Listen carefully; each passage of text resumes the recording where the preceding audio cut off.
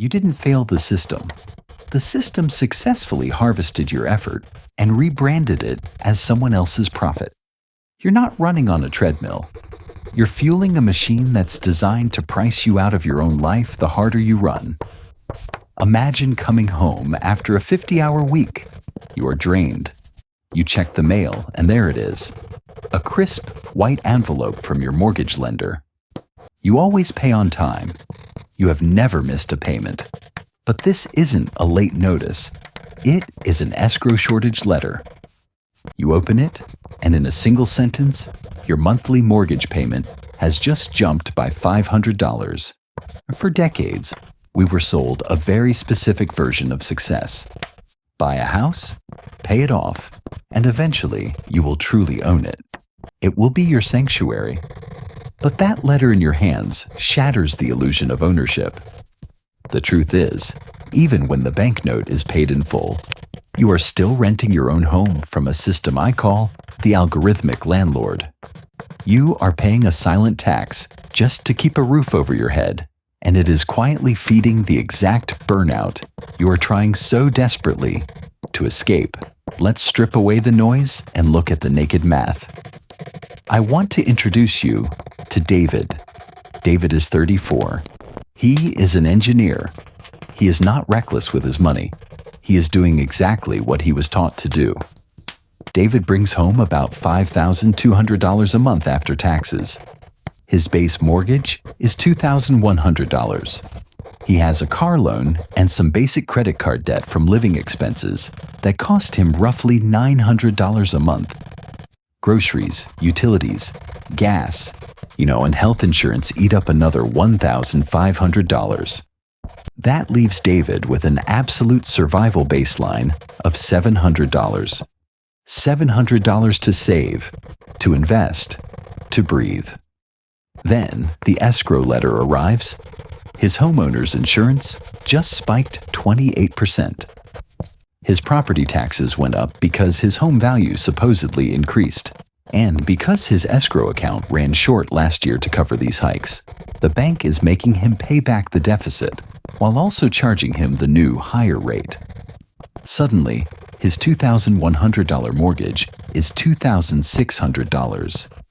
$500. Gone. That $700 buffer?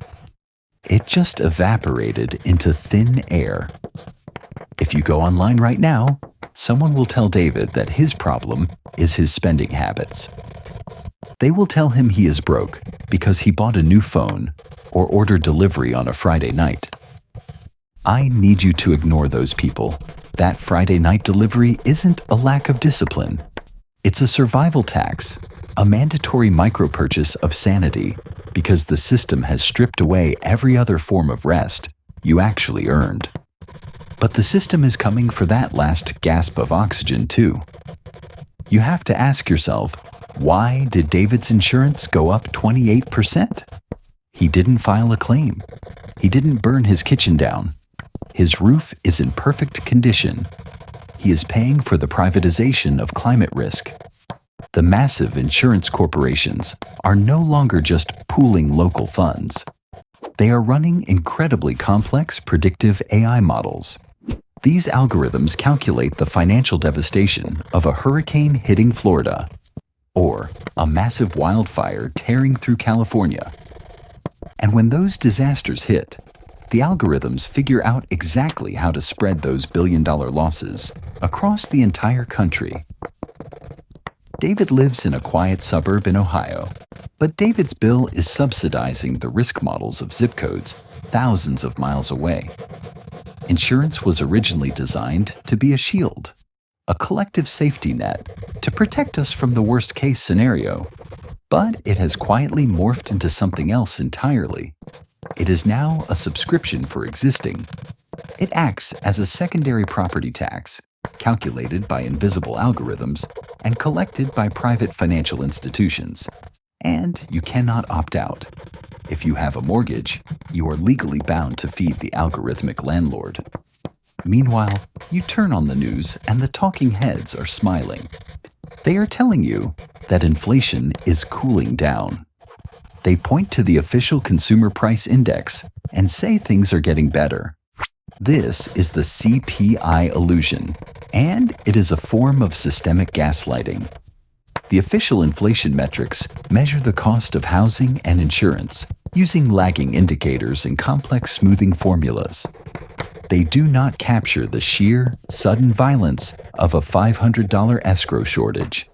They tell you the math is fine while your bank account bleeds, and they will try to comfort you with your home's equity. David logs onto Zillow, and a green arrow tells him his house is now worth $450,000. It was only $350,000 when he bought it. On paper, David is wealthy. He is a success story of the modern economy. But paper wealth cannot buy groceries. You cannot slice off a piece of your drywall and trade it for electricity. David is caught in the trap of being asset rich and cash poor. His wealth is entirely locked inside a structure that demands more and more money just to exist. Because his home value went up, his property taxes went up. Because replacement costs went up, his insurance went up. His salary might have increased by 3% this year, but the cost of maintaining his life increased by 15%. His house is no longer just a shelter. It has become an energy vampire. It is actively consuming his life energy to sustain its own market value. Listen to me carefully. Being thrown into this systemic trap is not your fault. The fact that invisible algorithms are recalculating the cost of your life while you sleep is not your fault. No, you are playing against a stacked deck, but refusing to play by their rules? That is your privilege, and it is your absolute responsibility. We have to completely redefine what money actually is. Money is not just a tool to hoard illiquid assets so you can brag about your net worth at a dinner party. Money is not supposed to be locked away in a wooden box that constantly requires feeding. Money is a mechanism for buying back your life energy. It is the raw material used to build the invisible architecture of true freedom. We need a paradigm shift. If the system is designed to trap your wealth in the illiquid assets and bleed your monthly cash flow dry, then the only logical response is a quiet rebellion. We fight back not with anger, but with cold, hard math and extreme patience. The tactical pivot begins with shifting your focus away from the illusion of the house as your ultimate savior. Stop rushing to dump every spare cent of your liquid cash into paying down a 3% or 4% mortgage just because society tells you debt is a moral failing. When you sink all your cash into your house, you fall straight into the illiquid asset trap. You might have equity, but when the escrow shortage hits, equity won't save your checking account. Instead, you must relentlessly build defensive liquidity. Defensive liquidity is cash, highly liquid index funds, and accessible investments. It is building a runway that the algorithms cannot touch. When you have a fortress of liquid capital, a $500 increase in your escrow doesn't force you into credit card debt. It doesn't cause a panic attack at the kitchen table. Defensive liquidity breaks the golden handcuffs. It absorbs the shock waves of the system, so your mental health doesn't have to. Next, you must strategically opt out of the algorithm wherever you legally can. You cannot cancel your homeowner's insurance if you have a mortgage, but you can stop paying the fear tax. The fear tax is the premium you pay to have a low deductible. We are culturally conditioned to want a $500 or $1,000 deductible so we don't have to pay out of pocket if a tree branch hits the roof. But the insurance companies use that fear against you. They charge you a massive premium for that low deductible, and if you actually use it, they will hike your rates or drop your coverage entirely. Raise your deductibles to the absolute maximum the bank allows. Push it to $5,000 or even $10,000. Yes, you are taking on more short-term risk, but you take the hundreds of dollars you save every single month and you sweep it directly into your defensive liquidity fund. You become your own insurance company for the small disasters. By doing this, you are starving the algorithmic landlord of its monthly cash flow and keeping that capital for yourself.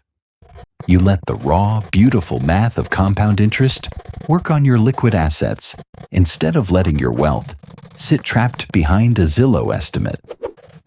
This is how you take your power back. This is how you reclaim your time. The American dream hasn't disappeared. It's been weaponized. It's no longer a goal. Unless it's the bait used by the algorithmic landlord to keep your life energy liquid and accessible for their next balance sheet.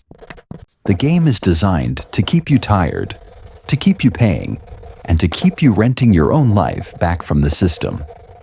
The only way to win a game designed for you to lose is to simply stop playing by their rules. You have to become a sovereign individual. You have to wake up, look the math directly in the eye, and choose to build a different kind of life.